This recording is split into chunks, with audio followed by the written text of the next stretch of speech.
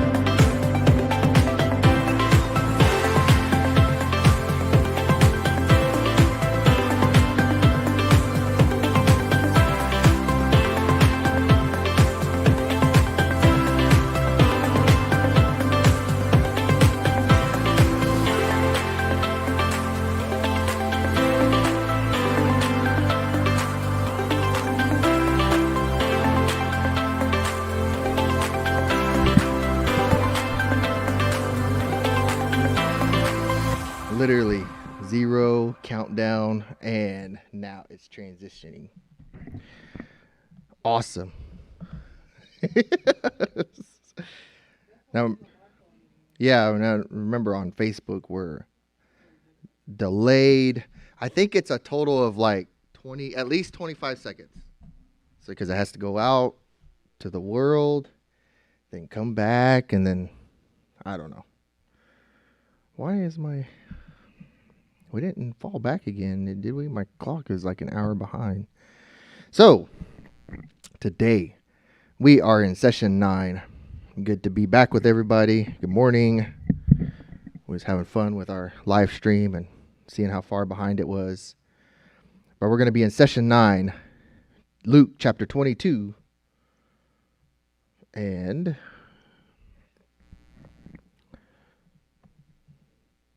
I'm going to be in I think it's the latter part of the chapter, but it's verses 41 through 53. And the title of this is Willing. So it kind of gives us a heads up of what we're going to be talking about. Let's see, I'm getting to there. 41, is that it? Yep. Ooh. This is a really good part, what he says. What the Bible author says, not what Jesus says. We know what Jesus is doing here, but in the study, the author has a question. It says, share about a time when you did something you didn't want to do, but you knew it would benefit someone else. Share about a time when you did something you didn't want to do, but you knew it would benefit someone else. So there was a for me there was a storm that why I thought about this. There was a storm a few years back that was headed our direction, and of course we're in Cushing right now, but I live in Pawnee. I've lived there pretty much my entire life. I wasn't there for 2 years and 3 months of my life. Otherwise, I've been there. Even when I was in college, I mean, I was just down the road, but I'd come home every weekend to let my mom wash my clothes and get me around and all that type of stuff. So Pawnee's where I've been. And then we're 30 minutes south here in Cushing, but this storm was headed our way, and it was a pretty big storm.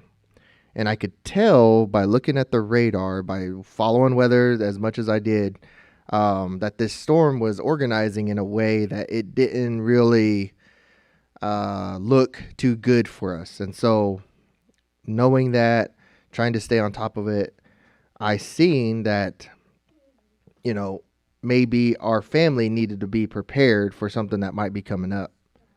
And so even though I didn't try to alarm everybody or anything, I started getting our things around, and people were looking at me like, well, what are you doing? I mean, the storm's not even that bad. I was like, yeah, but it could get bad, and I just want to be prepared. I just want to make sure that we aren't doing anything at the last moment, like the last minute. And so got everything around, and sure enough, about 10 minutes later, the news came on. But as the news was coming on, we could hear the sirens going off. It's like, okay, we got to move. We got to go to the deal. We was already ready. We was already prepared. And even though I didn't want to scare anybody, I didn't want to do anything to alarm folks. I didn't want to reach out and say, hey, be scary like the weathermen are scary and everything like that. So that it could help us out later on, I got us around and got us prepared. And so that's one deal. What motivated you? What motivated you to follow through with it? Well, I just wanted to be safe. I didn't want to get caught off guard with anything that was coming our way. So we all face situations we'd rather not encounter and have to do things we don't want to do. Sometimes we do those things out of a sense of duty or necessity. And that, to me, as being a father, as being the one who was watching then the weather and everything, it was a sense of duty, just to be prepared. But often we do so out of love for those whom we are sacrificing. Now, obviously, I wasn't sacrificing too much. I wasn't. We had the things around. I wasn't going out and, battling anybody or risking my life or anything like that. But those things that the question was about, we often do that out of love. And we want to help somebody, and we have to sacrifice those things. God wants us to submit our lives to Him and follow His plan, even if it doesn't make sense or it isn't what we would prefer to do. And so focusing on verses 41 through 46, we're going to read real quick. Again, I'm reading out of the Christian Standard Bible. So 41. Then he withdrew from them about a stone's throw, knelt down and began to pray. Father, if you are willing, take this cup away from me. Nevertheless, not my will, but yours be done. 43. Then an angel from heaven appeared to him, strengthening him. Being in anguish, he prayed more fervently, and his sweat became like drops of blood falling to the ground. When he got up from prayer and came to the disciples, he found them sleeping, exhausted from their grief. Why are you sleeping? He asked them. Get up and pray so that you won't fall into temptation. The first question here says, what does Jesus' prayer tell us about Him?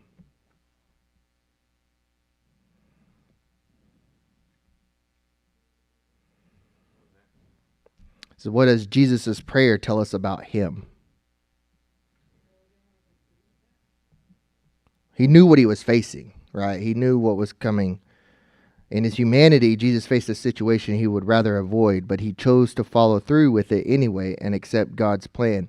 He did so to glorify the Father out of love for him and all people. God wants us to share with him that all that is on our hearts.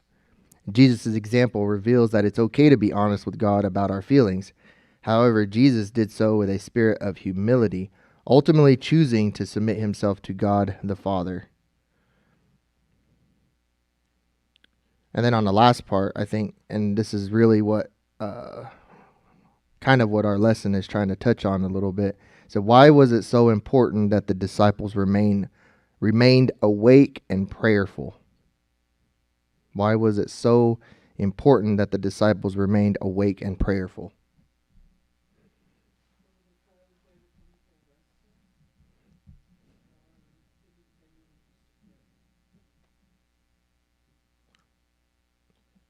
They didn't believe what was going on, right? They were being told, they were, being taught what was going to happen, how to fight these spiritual battles that were coming up. But in essence, they were not only sleeping physically, but Jesus felt they were sleeping spiritually. They weren't awake. They weren't aware of what was about to happen. Jesus knew that they would experience a lot of temptations during what Jesus was about to experience. During this time coming up, right? He thought it best that they try to seek out God, that they try to focus their attention on what the plan was, what he had been teaching them this whole time, because they were going to be tempted with a lot of different things, right? Here's a little bit of a list. He says fear, doubt, and anger among other emotions.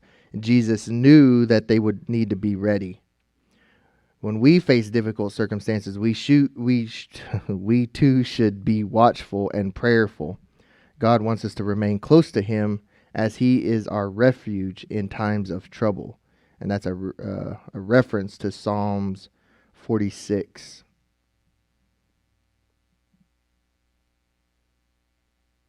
So he knew that things were about to be tough and that they needed that. They needed that prayer. But he didn't just allow them not to be covered in prayer, right? He went out and did the prayer himself. And he came back and he was trying to make an impression on them. Quit sleeping. Get up. Do the same things that you've been taught, because it's about to be tough.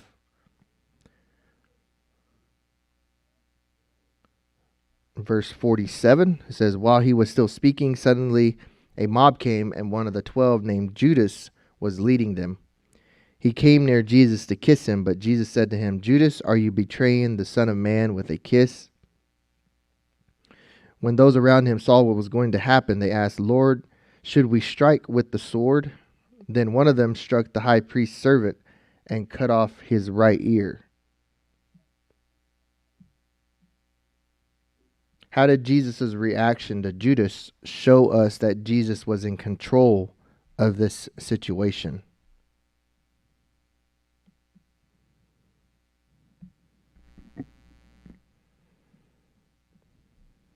How did his reaction show us that nothing was not going to plan? Everything was going to plan. Sorry, I used a double negative there. Well, his question to Judas was like spot on, right?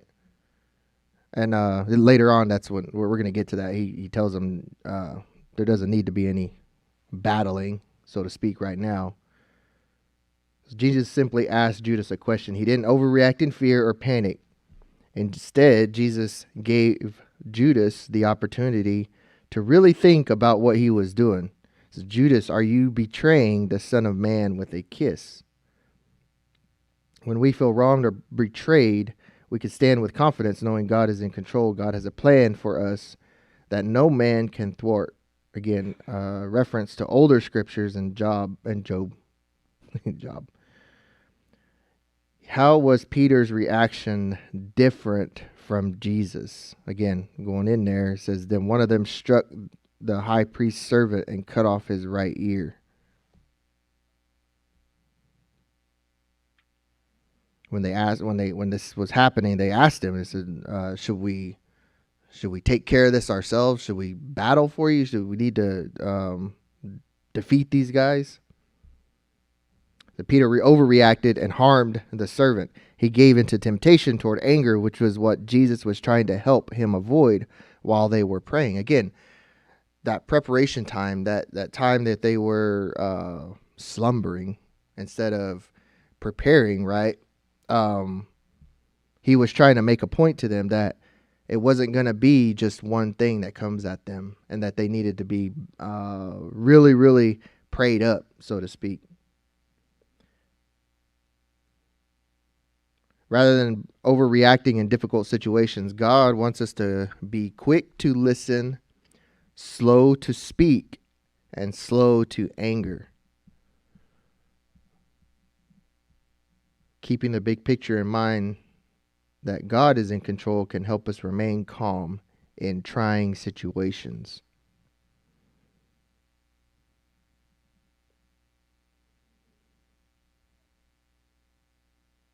That's actually probably a good sermon point, wouldn't you say, Junior? Keeping the big picture in mind that God is in control can help us remain calm in trying situations. No. No, when I always hear your story about when you're out there working with your job, that you came to know God a little bit deeper. I always think about that. You were maybe battling short-term battles, right? But the big picture was that God was working on you to try to bring you closer to Him in His work, in what He had to do. And again, that's what we have to focus on. That's what Peter probably strayed away from during this time. He was being taught, he was being prophesied to, that this was about to happen. These things were going to take place. And he should have been praying when Jesus was trying to get him to pray, because during this time, right, he fell short. Instead of waiting for this stuff to occur, he struck this guy and hurt this guy who had probably no part in what was going on. He was only following. And again, he hurt a fellow brother. Now, they were going to do harm to Jesus, obviously, but he overreacted in that part because he didn't have the big picture in mind. He only had this one little small battle.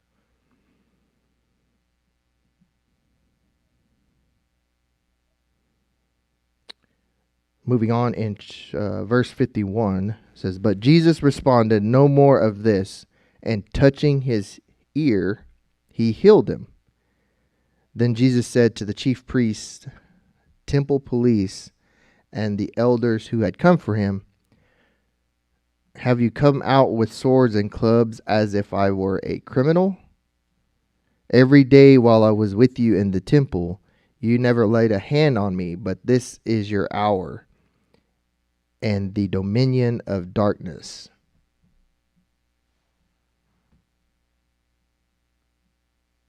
What does Jesus' healing of the servant's ear reveal about him, about Jesus?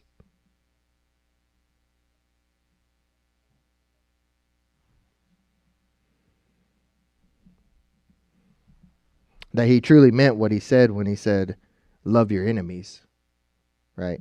And Jesus practiced what he taught about loving your enemies in Matthew chapter 5, verse 44. The council that ruled Jerusalem and the Jewish nation sent representatives and temple police to arrest Jesus. Even though Jesus was rejected by his own people and handed over for crucifixion, Jesus still showed love to those who hated him. We can submit to the Father's will and choose to show love to those who don't love us in return. And that right there is really a true mark of somebody who's turned their life around.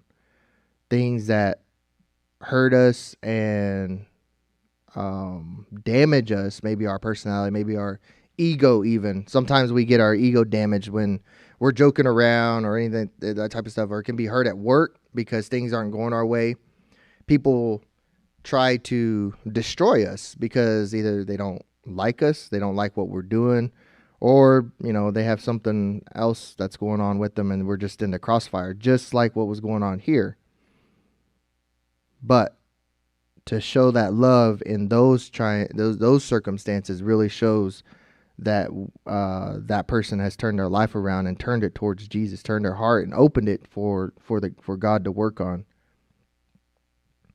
What was significant? What was the significance of Jesus' question in verse 52? Again, going back, it says, "Have you come out with swords and clubs as if I were a criminal?" What was the significance of that?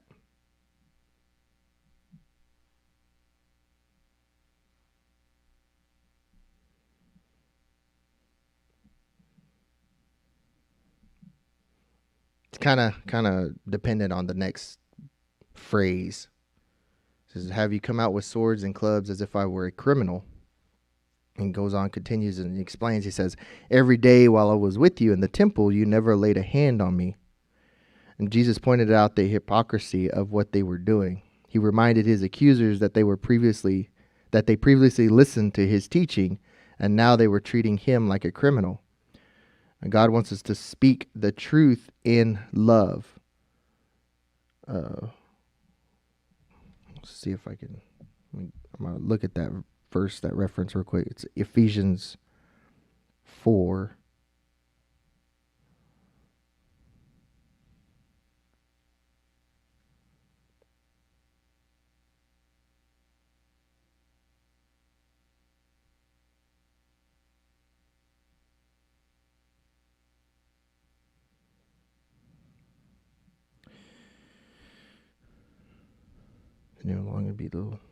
They will no longer be little children tossed by waves, but speaking the truth in love, let us grow in every way into him who is the head, Christ, from the whole body, fitted and knit together by supporting every ligament. Talking about how we all can come together, but out of love, we should be able to speak the truth.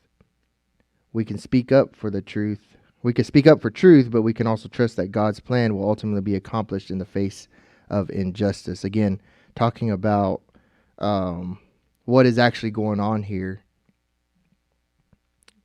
Trying to make a point to them that they didn't have any problem with him then as he was teaching, but now because maybe a little bit of money, a challenge of power, they're lost, and the only way they think they can correct it is to take care of the person that's given them that adversity. What did Jesus mean by your hour in verse 53? Every day while I was with you, you never laid a hand on me, but this is your hour and the dominion of darkness. What does your hour mean?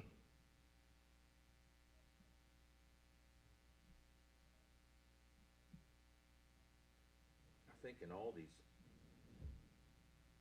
terms that Jesus is using,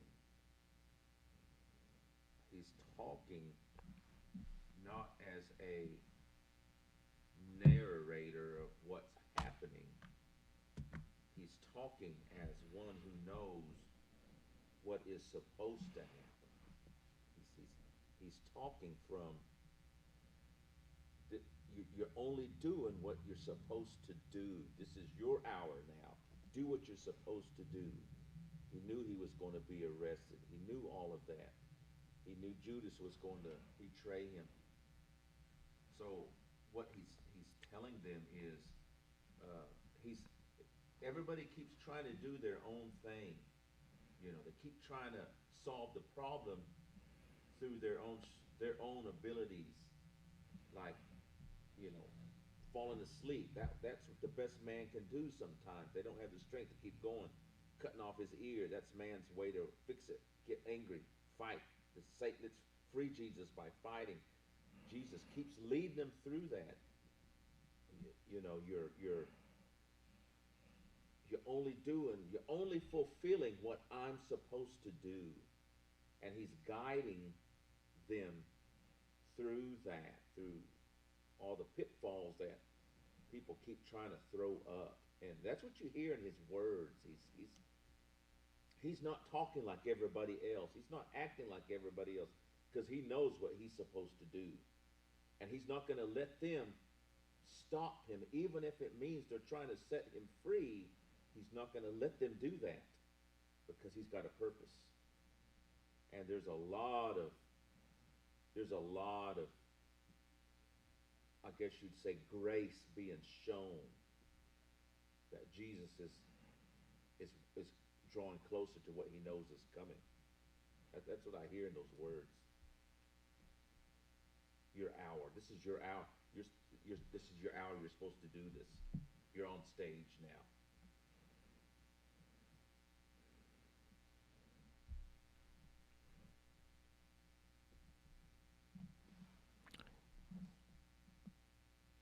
So that's basically, I mean, not word for word, but that's how the author wraps up this part. And he says that darkness would prevail throughout Jesus' trials, his beatings, and his crucifixion, but soon Jesus, the true light of the world, would shine, because this was all taking place as Jesus was telling them beforehand. And again, not as a narrator, but everybody's living it out, and they're not realizing that. They're not, again, us humans, we get fixated on a certain point, a certain area. We tend to not look at the bigger picture of what was going on.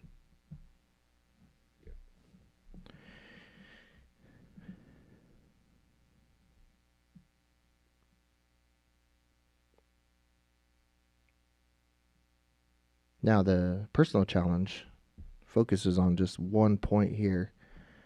It says, in groups of 2 or 3, we can talk about it just amongst us. It says, in groups of 2 or 3, discuss some of the injustices Christians face around the world, or even that you've personally faced for being a Christian. What are some of the ways we battle, or that we're attacked in this world for being who we are?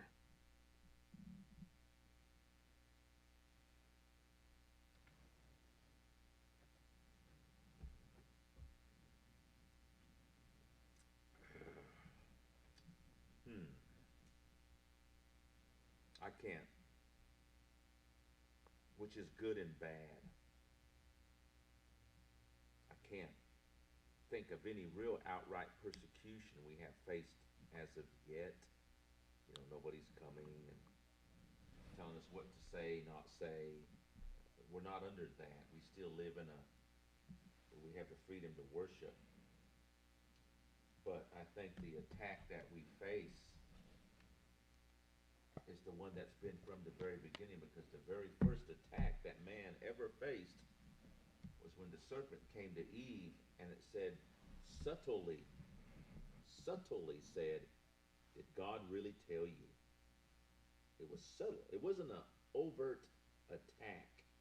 He came in. And I think that's the great attack that the church faces. It's not here, because if it came from here, we would rise up and we'd stand shoulder to shoulder and we'd face it. And maybe that day's going to come one day. Our attack is more of a subtle attack against us, as in the form of, we're too busy. We got too much to do. We would rather do these other things than really put Christ in his proper place. To me, it's more of a subtle attack we're under right now, because the pandemic was a very out in front of us attack. And it forced our churches to change, and we rose up and we stood fast. We did a lot. Our church was one of them. But it's these other attacks.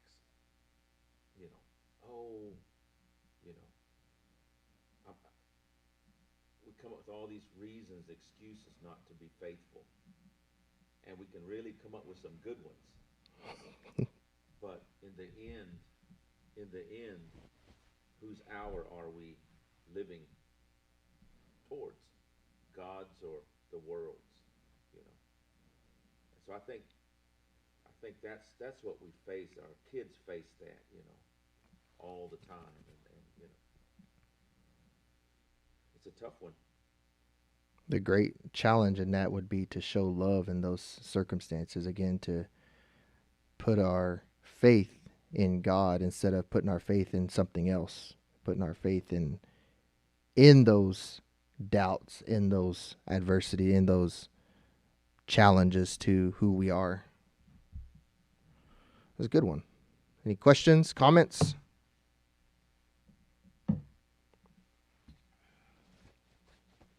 Rude remarks? Hey. All right, Ken. Dismiss us in prayer. Get us ready for service.